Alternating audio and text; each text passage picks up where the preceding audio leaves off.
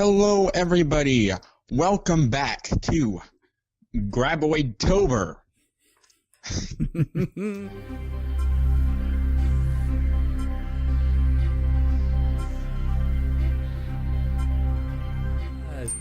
Today we're gonna be reviewing Tremors 3 Back to Perfection. And it's another direct-to-video sequel, released in 2001. This time, Michael Gross, who plays Burt Gummer, he gets top billing for this. Yes, he is our main character. Mm-hmm. And, I'm just gonna point this out there. This third one kind of feels like a mixed bag to me, just from a filmmaker's standpoint. Yeah, I can understand that, because looking at the DVD case I have right here, I have the original quadrilogy all on one case, and this is the only one that is rated PG. Really? Mm-hmm. So all the others were rated PG-13? That's correct. Wow. And you can kind of feel it. Boy, the 2000s were not kind to third movies. It's just like Jurassic Park 3. Well, I actually read an article on that says that Jurassic Park 3 has its own charm, but we might review that later. Mm-hmm. And actually, kind of like that, I feel like there is at least some charm to this third one. Yeah. I mean, with just the title called Back to Perfection, I mean, the title is kind of misleading, but kind of tongue-in-cheek. It is, yeah. And the charm that I find in this movie is that even though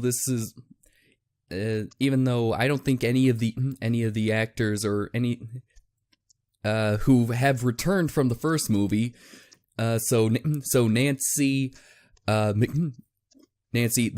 mom from the first movie, her daughter Mindy, still played by Ariana Richards, and good to see her again. Yeah. And Miguel, who played the farmer, you know, the Hispanic farmer from the first movie, and even Melvin, the pain in the ass kid, who's now, well, a pain in the dick.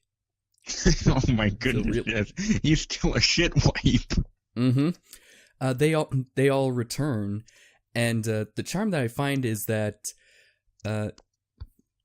there's you get this sense of history that these characters and even the actors have. Like, they didn't just stop talking to each other after the cameras were done rolling. They still hung out. Yeah.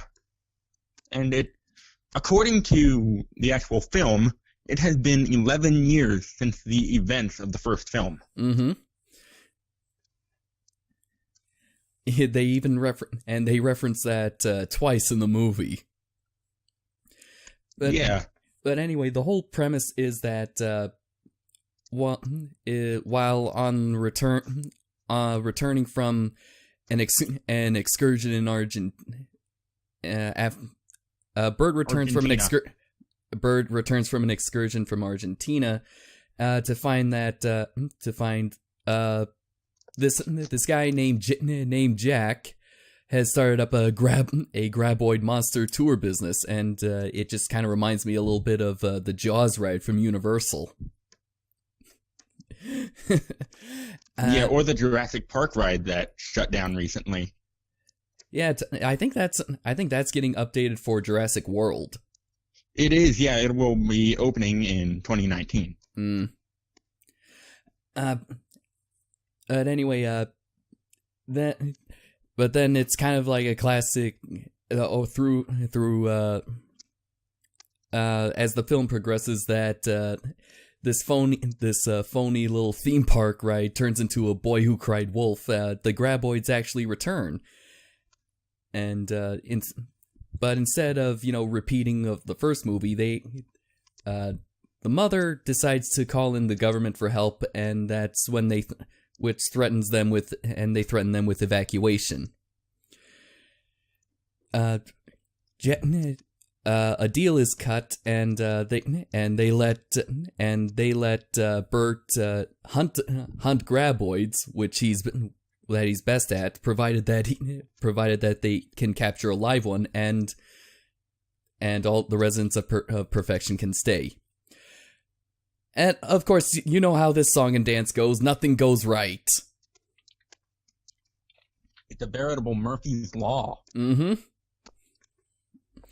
Yeah, the graboids evolve into shriekers. We'll get to that later, but then they evolve further into the third stage of their life cycle, and which gives them an intense heated advantage. I enjoyed that pun. Mm-hmm. Yeah, they can fly, and they still see heat, and so it's kind of like this. It's kind of like if you took the plot of Tremors 2 and set it back into the setting of the first movie. Yeah. And that, and of course, you know how that works. They actually kill all the monsters. Well, all but one, but we'll get to that later. And everything's just now all fine and dandy. Yeah. All right. So, with that being said, I think we should we actually move on to characters? Sure. All right. So, not much has changed with some of the original characters. Bert is still very knowledgeable about guns, and he's very antagonistic towards any of these blind subterraneans. I feel like his mania with guns has kind of been kicked up a notch. A little bit, yeah. Yeah. Needless to say, he gets a lot of great lines that are just very these great snide remarks. Oh yeah. which is what we love best about the character. And actually, he's actually even learned. Actually, at the end of the movie, he's made peace with one of the graboids, a creature that he just despised with a passion. Yeah, I mean, and that's not something we really saw coming. Mm-hmm. I think the reason why he's okay with living in peace with the one graboid is because the alternative wasn't any better. Oh yeah. Let's see. And it also didn't help that this graboid didn't, split open and give rise to shriekers. Oh yeah. Yeah. We'll get to like what's new about what's added to graboid biology later on down the road. Nancy is pretty much the same. Mindy, however, oh my goodness. Mindy, however, she's now a teenager, and I'm quoting. This is pretty much most of her dialogue, and I'm going to be quoting Deadpool on this. Oh, look, I'm a teenage girl. I'd rather be anywhere but here. I'm all about mean comment, followed by long sullen silence, followed by mean comment.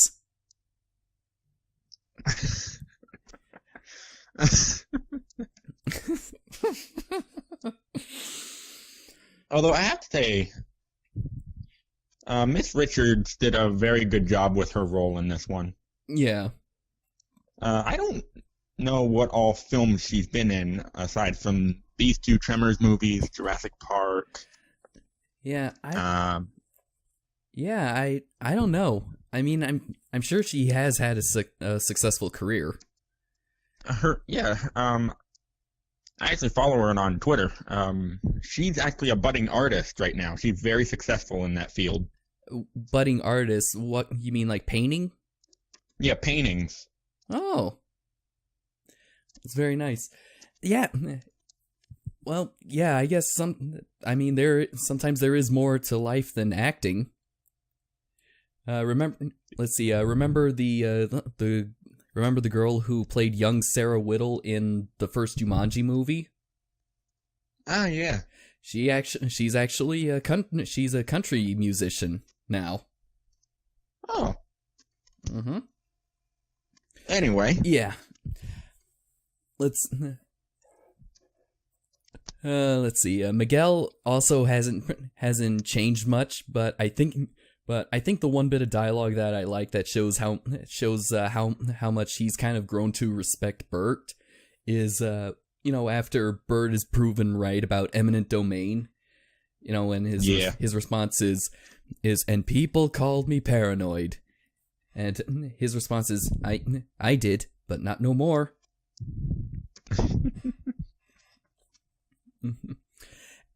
And Melvin. The shit stain. Mm-hmm. I know. No, they kind of set him up as supposed to be like this B plot villain, and he doesn't get much screen time. He's practically non-existent. Yeah, he shows up towards the beginning or towards the end of the first act, basically, and then he shows up at the end. Yeah, for some reason he became a real estate agent, and he's planning on turning Perfection Valley into like a very small town with a very small community. To do that, he's paying the residents to move out so he can do that. And I don't understand his reasoning, especially from the dialogue. His response to Bert when he says that you grew up here, and he goes, "Yeah, and I wouldn't wish this town on anybody." I was like, "Why would you build homes in the place that you hate?" Money, John. Okay, yeah, that makes sense. So, I think now I get it. He's getting everyone out of there just to spite them. Pretty much. Okay.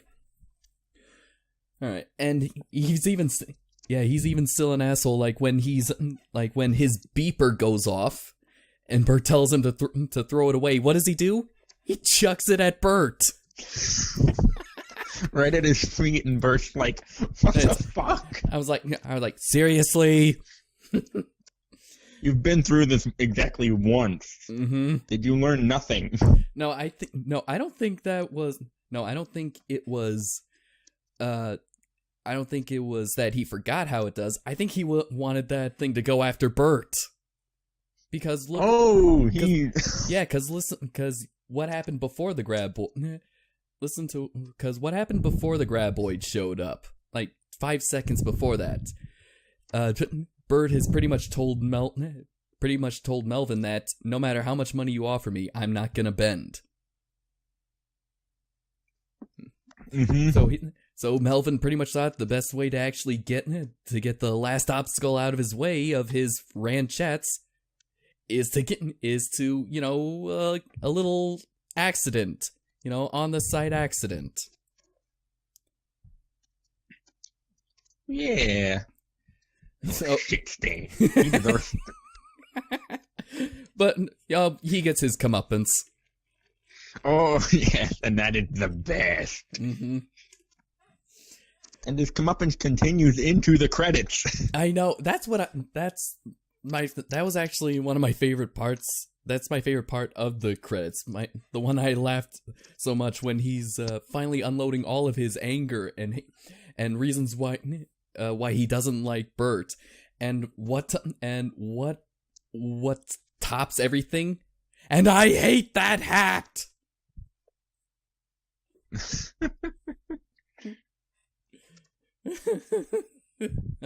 It's funny. Yeah, you right-wing no good. Redneck psycho. God damn you, Bert. And I hate that hat. That was awesome. Yeah. This movie, it's not as good as the first two, Mm-hmm. but it's still fun. Yeah. It's not,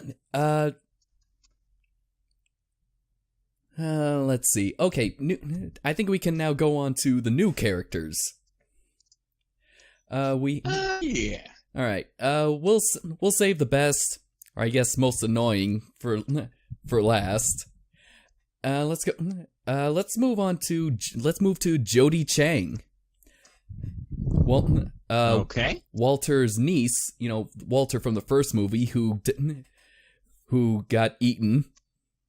After he named the creatures. Uh-huh.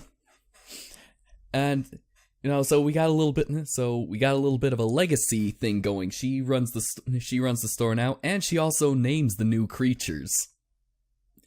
Yeah. Although not as sophisticated as Graboid. Yeah, she decides to call them ass blasters.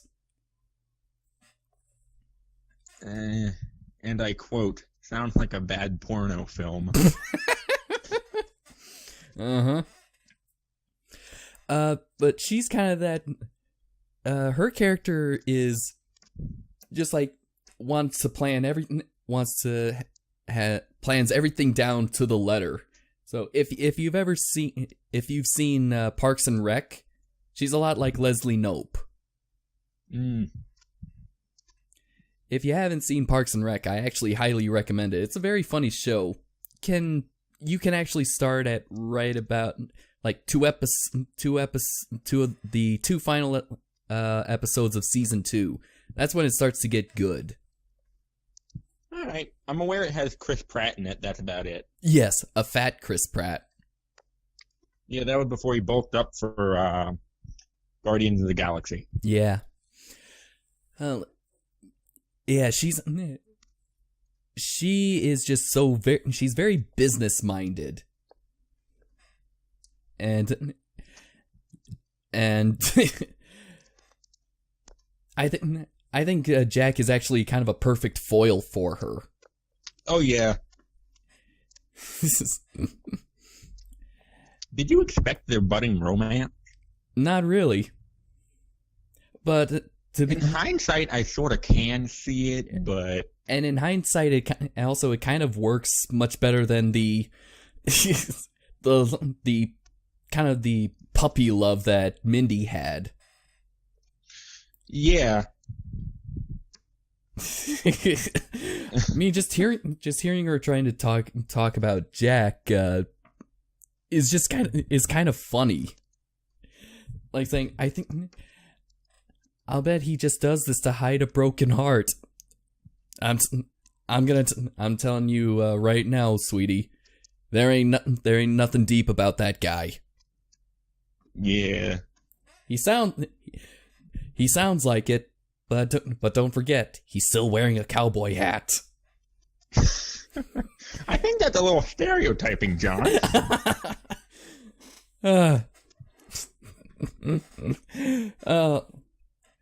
I'm not sorry. I didn't say you had to be. And I didn't say I disagreed with you. Anyway, Jack. Desert Jack. Yeah, Desert Jack, he's like the last 3 male characters, Valentine, Earl, and Grady, all rolled into one. I mean, you kind of have the gruff look of Earl. You have the accent of Valentine that Kevin Bacon had, and you and you kind of have the idealistic business, the ideal business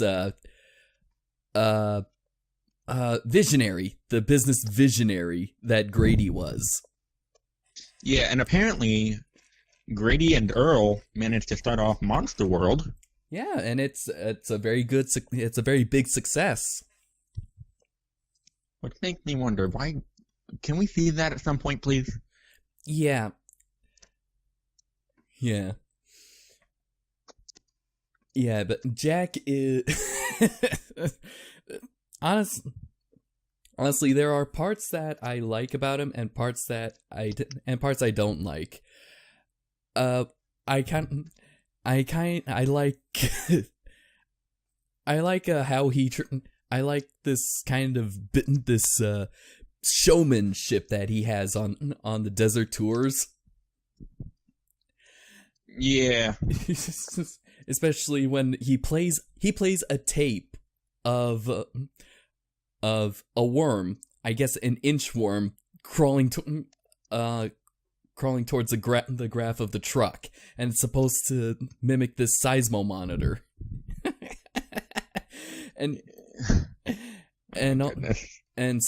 also subtly turns on the kill switch to mimic a car flooding, like it won't turn over, and the engine won't turn over.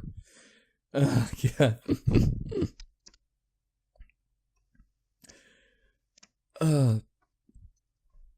It's certainly something a couple dudes can just cook up in like a day. Mm-hmm. And they even have, what's his face? I forget his name. Buford. Yeah, also known as Graboid Food. Yeah. I mean, the reason why I remember his name is because of how Jack just said his name when he's scolding him. He goes, Buford! I'm just enjoying the scenery. Yeah, I'm sure you are. You're drooling on yourself. And he doesn't. And sometimes he does have good quotes, something that you actually can think about, and some that are just downright hilarious. You're about as sharp as a bowling ball. I was like, damn. But I like the scene that he and Jody had on the rock, and he's just laid back. He's just letting it flow, and Jody is going like, "What is wrong with you? Aren't you worried at all?" "Yes, I am, but I do not dwell on that which I have no control."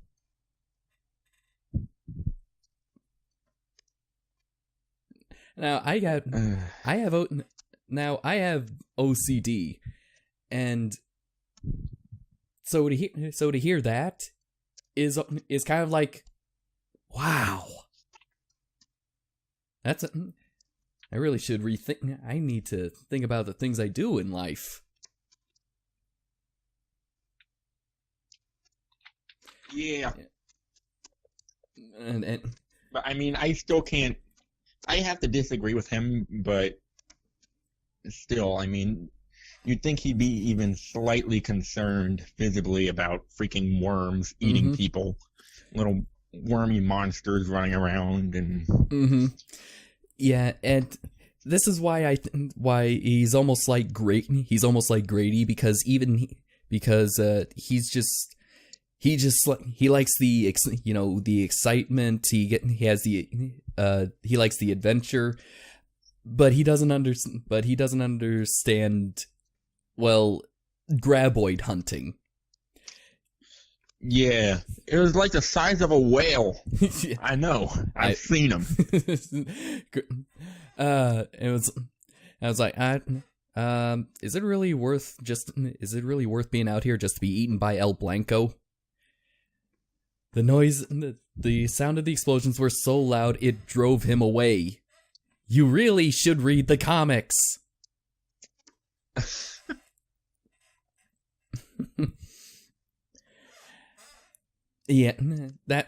why he is like Grady. He's a lot like Grady. He gets his moment. He ends up rescuing Bert. By attaching the watch that Bert had. I think we should probably get to that one later. Yeah. Although he did save him a first time. Oh yeah, right. Okay, so he gets 2 moments. And so what he lacks in brains when it comes to graboid hunting, he's pretty good at thinking on his feet. Indeed. Just like Earl. Yeah. All right, and okay, how about the last character is El Blanco? Ooh, I want one. You want one? Now on IMDb the IMDb page actually brought up a very interesting point.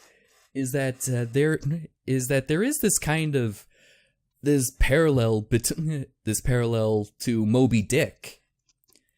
I mean, even oh yeah, I read something about that. Yeah, even when Bert sees him for the first time, he quotes the book "Call Me Ishmael." So it's a great white graboid. So obviously, reference to Moby Dick. And normally graboids are supposed to be very aggressive creatures, but apparently this one was very passive, in kind of a reverse of the whale from the book, which is normally a passive creature, but in the book is very aggressive. And instead of Bert being the one who has the obsession with the graboid, it's the other way around. El Blanco seems to have this obsession with Bert. Yeah. Hey, Bert, he likes you. If I could find my Grizzly 50 cal, I'd have a thing for him.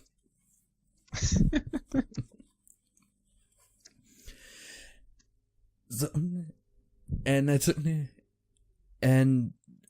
it is very. It's a very interesting observation, and kind of makes it feel like this movie is smarter than it's actually trying to be. Yeah. And so what's very unique about El Blanco is, Ian, how about I let you take this one, because I just realized I've been talking for about 15 minutes. Or 20 minutes, yeah.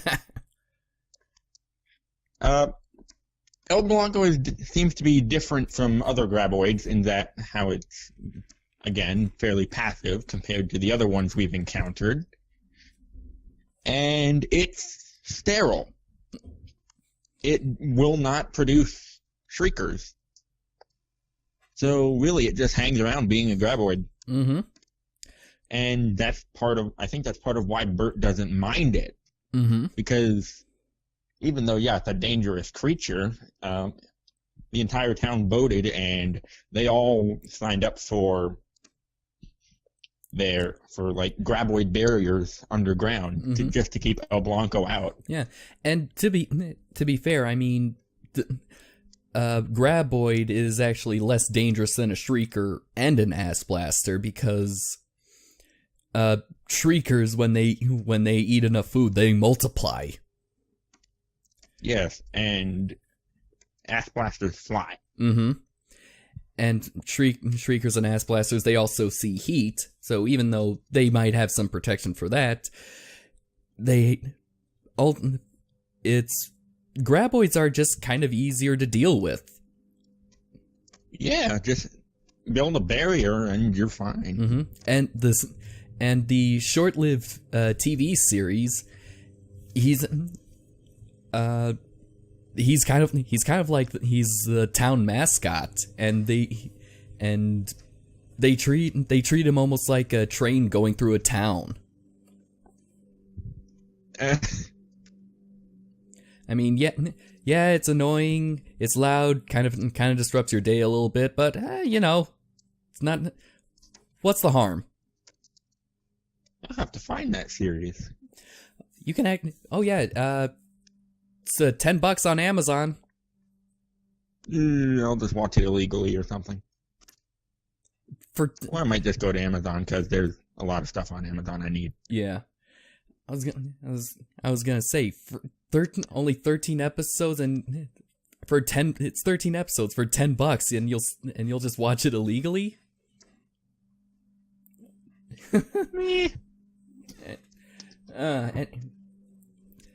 But anyway, all right. I think now we can probably move on to the next stage of the Graboid's life cycle. What do you think, Ian? You still there, John? Yeah, I am. Okay, yeah, you're cutting out on me for a little bit. Oh, okay. But yes, the next stage of their life cycle. All right, so this movie introduces not only just the next phase of Graboid's life cycle, it also shows where they came from. We know they come from eggs. Yeah. And what's very interesting is that the shell, they can lay dormant for 300 years before hatching. Yeah, so... Which kind of makes me think, so if this was 2001, if the movie takes place in 2001, and if the Graboids now were laid in 1701, I'm kind of wondering, did the Founding Fathers ever come across any of these? I mean, seriously, that would probably make the Revolutionary War just a whole lot more fun. quick Universal, do that. Yeah, I don't get no Graboids in space. Yeah, save that for Tremors 12. Oh God. Boy, we can write this stuff, can't we? Oh, it's not that hard. I know. Universal, please hire us. Yeah. All right. So anyway, yeah. How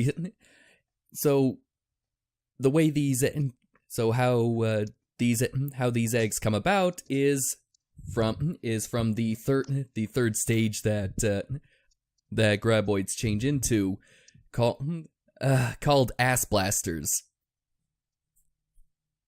You know, it's funny when you're 13 and when you're watching this series, but then when you become an adult, you just realize this is stupid. That's a stupid name. It is. What would you name them?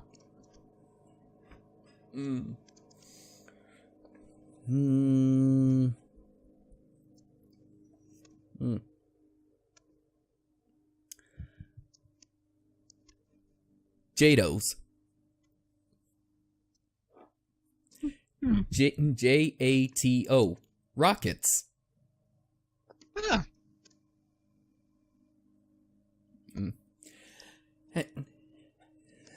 Okay. These creatures exist for the sole purpose of carrying their eggs across distant lands. And that's a rather interesting take on the biology, and it makes sense. It does, but I can't help but think, wouldn't that also make sense if shriekers could also lay eggs when they get old enough? Technically, shriekers and ass blasters are the same thing. Oh yeah. They just shed their skin. Yeah. But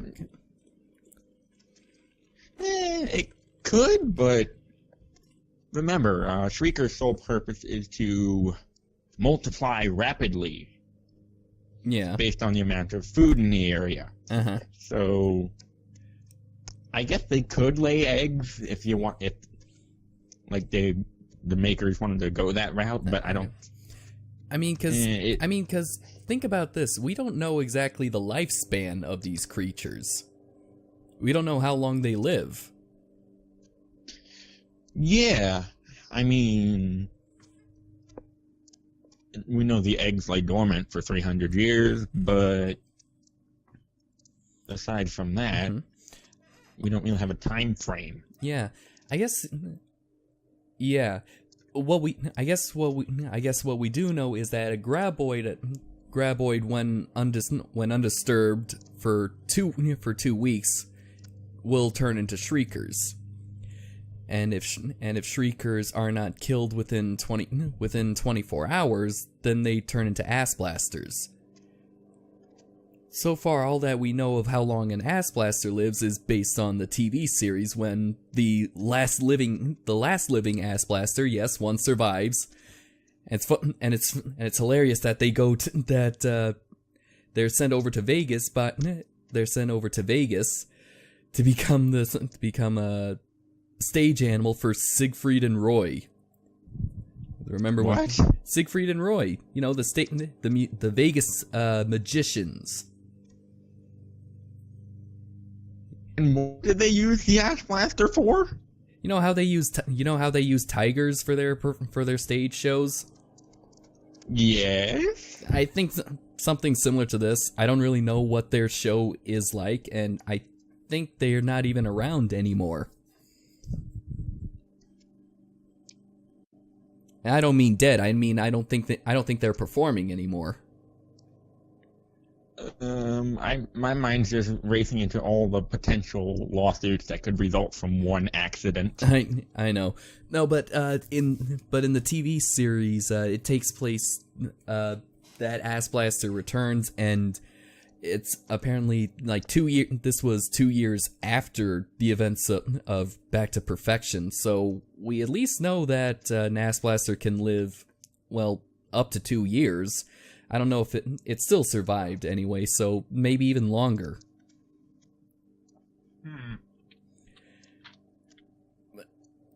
But anyway, what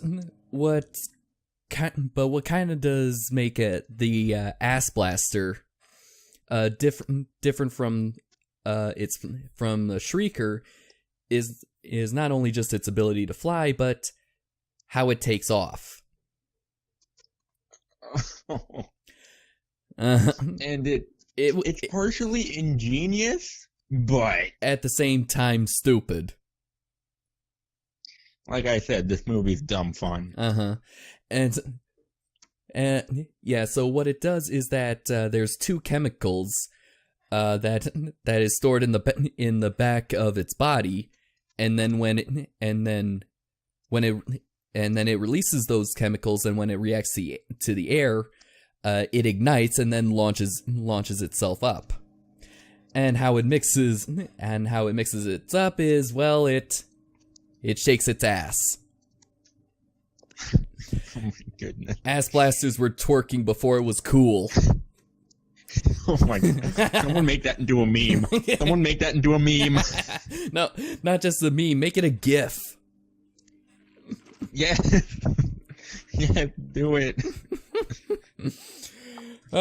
Send it to me over Facebook and I will mention you. Keep on twerking. I can picture all the gifts now that we're starting, John. Yeah. Can we monetize those? I don't think so. I don't think we can. I think it would have to go to Universal first. No, I feel like that's just gonna be some weird fan fiction twerking ass blaster.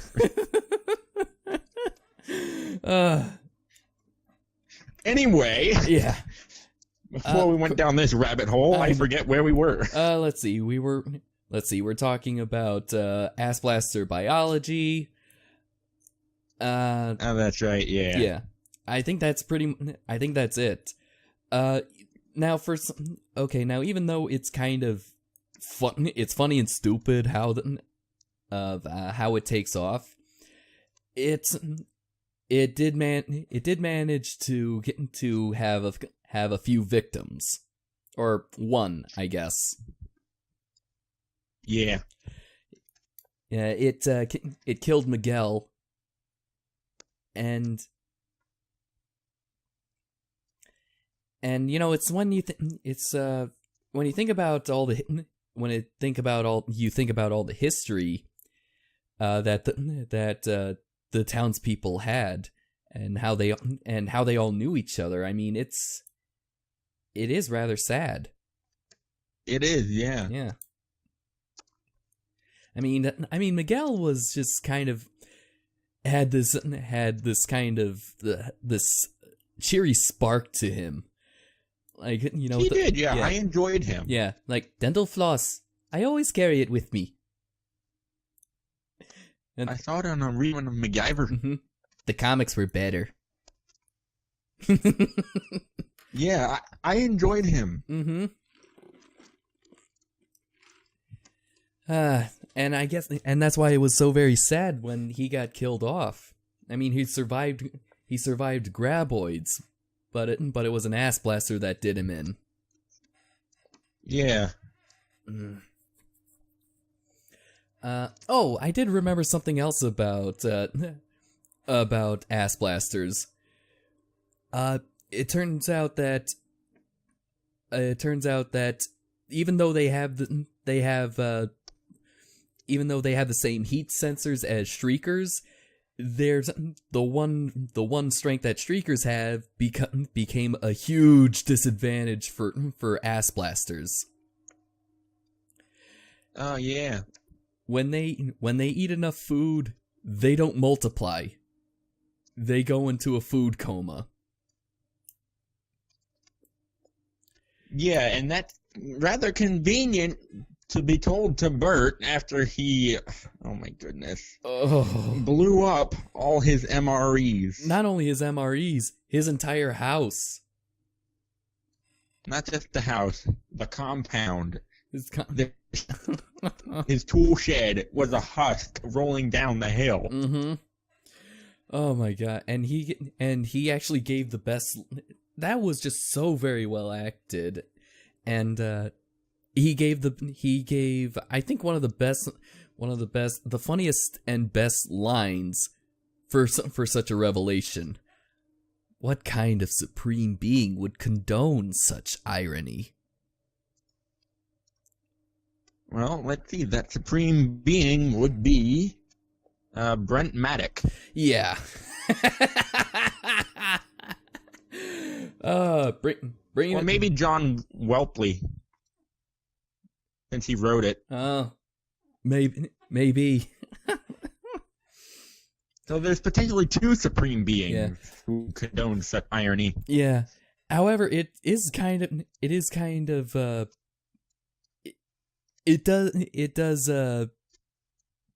is within tradition, because remember in the last movie how he killed that Shrieker with the BFG, only to kill the car. He killed it, all right. Mm-hmm. Shot through the heart, and you're to blame, Bert.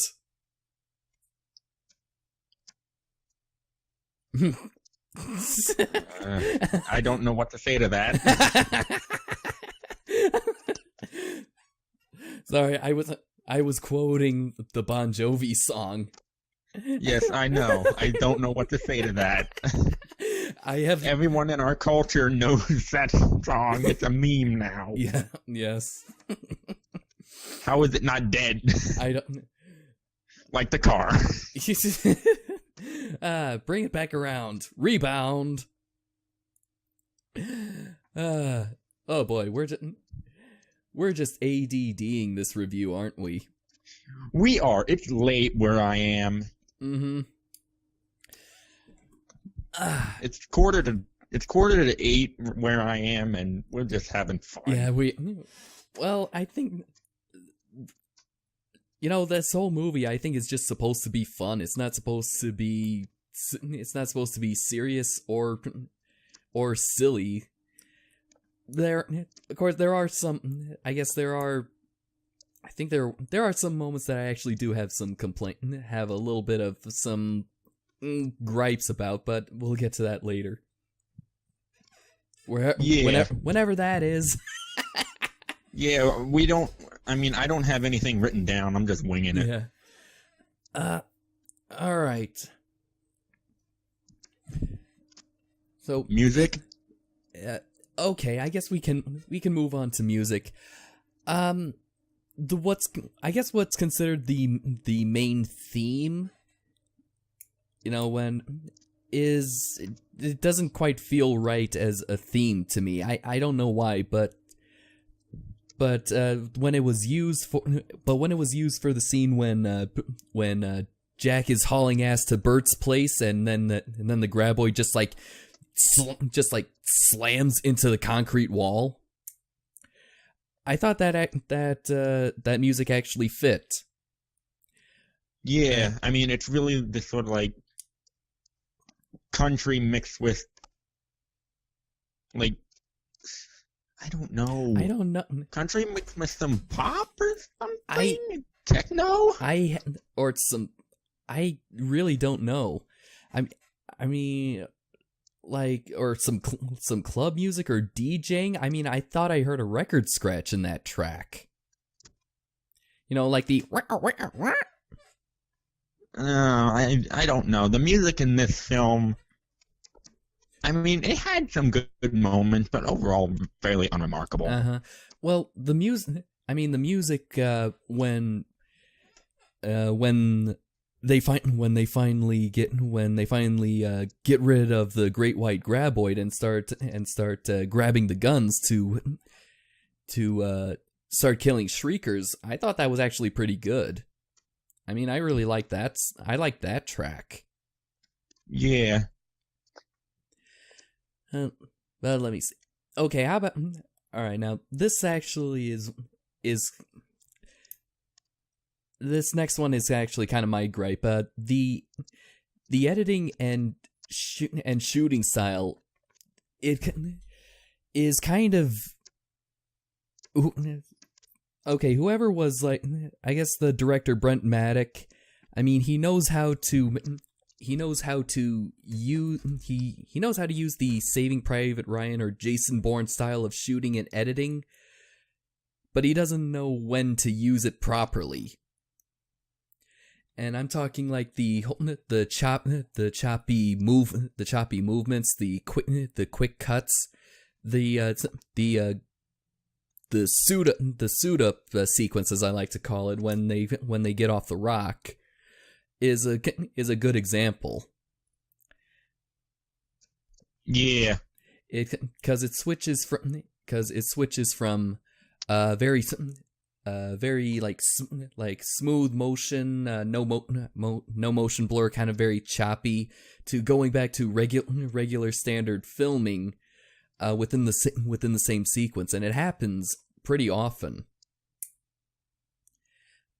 I mean, it kind of. You have to say I'm not a big fan of that often. Yeah, I mean, when it's done right, it's very good, but when it's not done properly, it's kind of more as a look at me.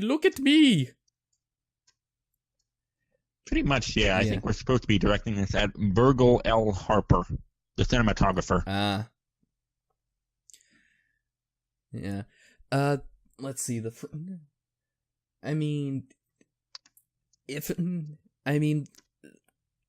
not that it wasn't. I mean, it's not. When I say improper, I mean the switching back between regular filmmaking and then the Saving Private Ryan choppiness. I mean, the whole sequence actually should have been shot like the Ryan sequence to kind of give it some cohesiveness. It's Yeah. it's just that it's the switch between the shutter speeds that makes it obvious and very amateurish. At least from my experience. Let's see. Ian, how about we move on to visual effects? Well, this time around we get our first look at a CG graboid. And you know what? Even though I've seen this many times and I've gotten older, I mean, I kind of still like the look of a CGI graboid. Yeah, it's not bad. Isn't that bad? It kind of gives it a little bit more personality. But it's also nice to know there's still some practical effects. Yeah, I definitely saw a few tentacle hand puppets. Actually, my favorite use of a graboid animatronic is when it kills Buford. The bowling ball IQ guy. Yeah, and when he gets taken and graboid just pops up, its feet just out of its mouth right in front of the tourists, and then when it sinks back down, an explosion of dirt. And I was like, yes, that's how you make an exit. That's how graboid. Yeah. That's the kind of exits graboid should make. An explosion of dirt. Yes. Yeah, it just says to people, don't fuck with me.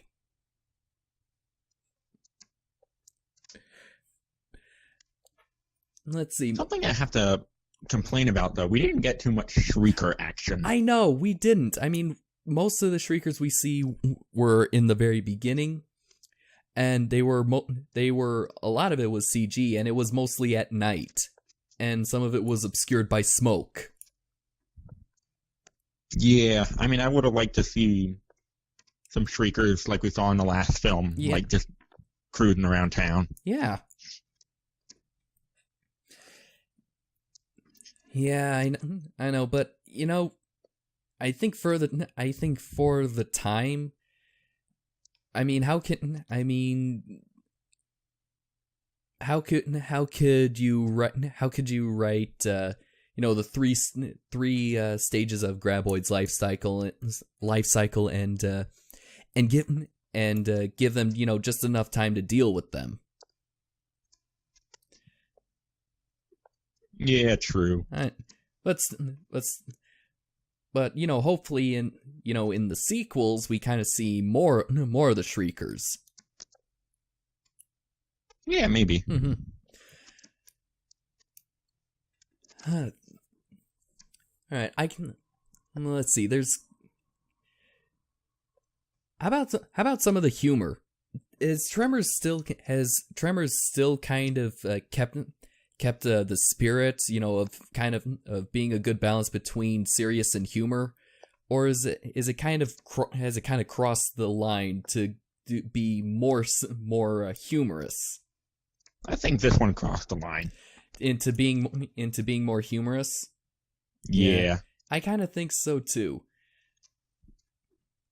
I mean, aside from Jack's ineptness. And just the naming of the creature. In fact, I think how one of them how Jody killed one actually was pretty funny. I mean, yeah. Although I think maybe didn't really. Although I guess it's burning corpse. Standing up and then falling over, I guess does kind of cross the line a little bit. Yeah, it's just this charred husk with the ribs from the wings just standing out, and it's like... And then it tumbles. Yeah. I mean, so far, this is my least favorite Tremors movie. Yeah. I can kind of understand that. God, I feel like oh yeah, they do kind of, there is kind of this one little bit of leaning on the fourth wall, which I kind of like. It's when when Jack meets Bert for the first time, and we cut to this kid who says, "Moms, take a picture with me with the tremor," and Jack goes, "They're called a graboid." Yeah. I'm sure we all have experienced someone calling those creatures a tremor. Yeah. So it's kind of like I like when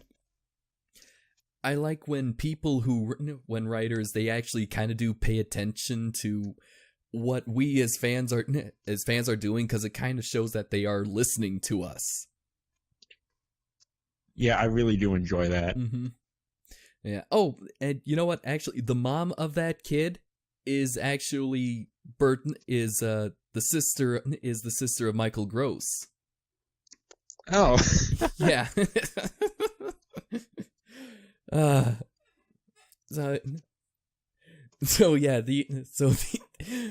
So that kind of makes her interaction with Bert even more funny, especially when she calls him Mr. Goober.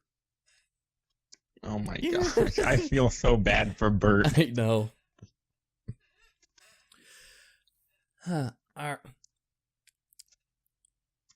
I almost felt like there was more that we could talk about this one. Let's see. We covered visual effects, characters, the creatures, music. John, you want to go over favorite moments? Yeah, I think we can do that. What is your favorite moment out of Tremors 3? I'm not really sure. The ending is towards the top for me. I did enjoy the ending.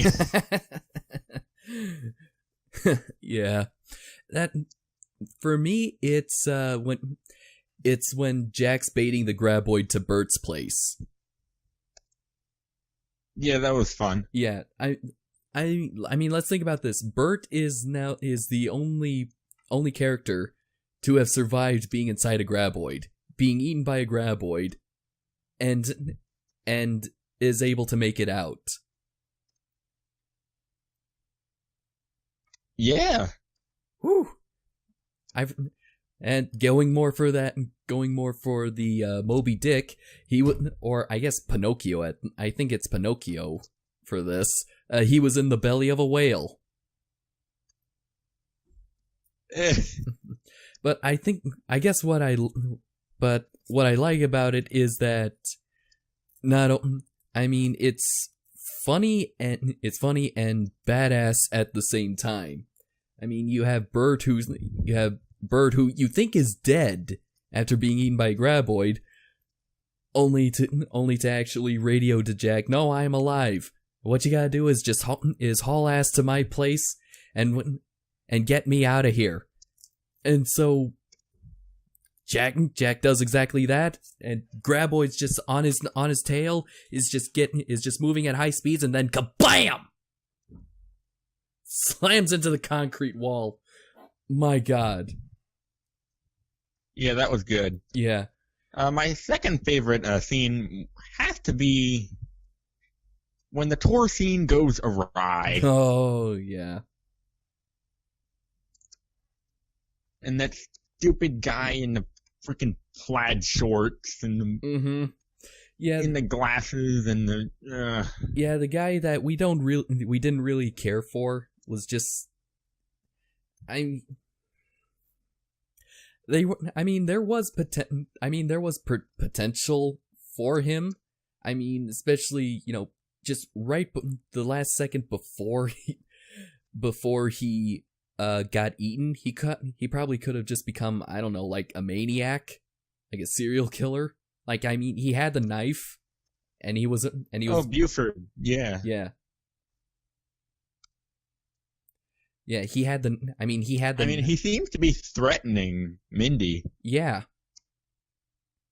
I mean, he had potential to actually be more than just an idiot.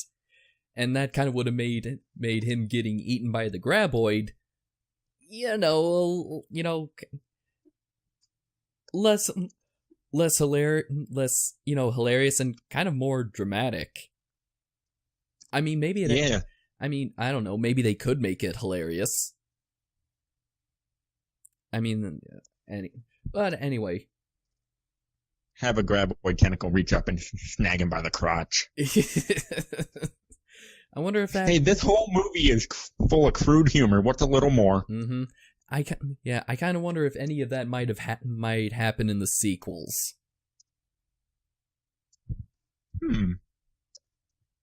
Maybe. All right. I don't know if I actually have a second favorite scene. Maybe. Well, I think the beginning. I think the beginning when Bert just mows down all those shriekers, or even when they're racing right towards him, and he's just all nonchalant about it. And then after he's done killing every one of them, just stands up, turns to the news crew and goes, "Any questions?" Yeah, that was funny. Mm-hmm. And the news crew is just panicking because he's letting all the shriekers come close. I mean, everything is under control. It's a good intro. It's a good intro for Bert, because this is now his movie. This is his Tremors movie. It is, yeah. And according to the IMDb page, this is Michael Gross's favorite movie. I can probably understand why it's the first movie where he gets top billing. Yeah. Let's see, what's your favorite line?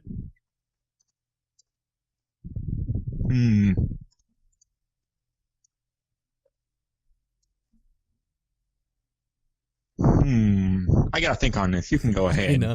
I got a few of them. Of course, they are Bert's snide remarks. I think one that I've been finding myself saying most often, especially nowadays, is find something simple and complicate it. Yeah. Oh, sure. Just so I can get a graboid to swallow this with this for $29.95. Squander the taxpayers' dollars and blah, blah, blah. I get what you're. Really sounds like our government today, doesn't it? Uh-huh.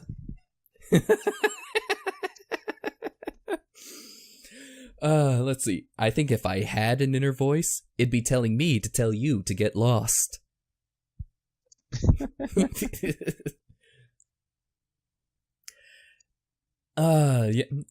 Bert has a lot of great quotable lines in this. It's almost kind of unfair. I mean, because none of the other any of the other characters get quotable lines. I mean, can you remember anything of what Jack said aside from his slogan that he likes to announce? Clouds. Clouds. Clouds. I like clouds. The big poofy cloud and the wispy cloud. And, that's really the only thing that comes to mind, and that's not even quotable. Mm-hmm. Yeah, the universe provides. I don't know. I don't know, but for some reason we remember more of the snide comments from these movies. Well, they're very applicable. I know, yeah. And and something that you can use every day when there's someone who just gets under your skin. Yeah.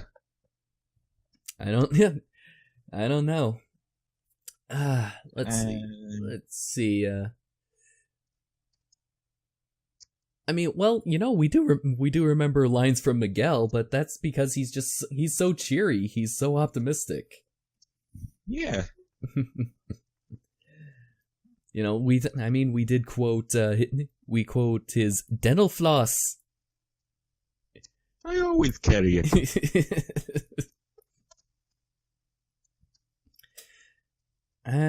Yeah, I think that's it.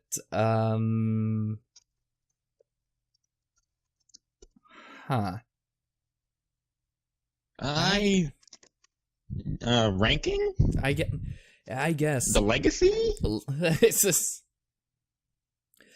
I don't know about. Is there a legacy? I don't really know. I don't know. I guess we can just go with ranking. I think while still being a serviceable sequel, Tremors 3 just kind of just fails to live up to kind of the standard set by its two predecessors. But it's still kind of an enjoyable fun movie. So I think that still warrants like a passing rank. I guess maybe 7.5 out of 10. Yeah, I have to agree. I mean, I don't know what was going on with Universal or the film industry in general during the first couple years of the 2000s, but they were not very kind to films during that period. No. I mean, between Jurassic Park 3, Tremors 3, and what else? Spider-Man 3. Yeah, that. Ghost Rider.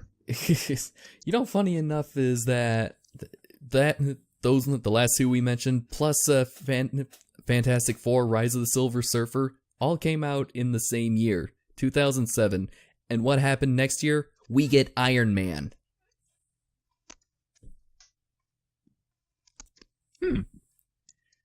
It's like a Phoenix moment.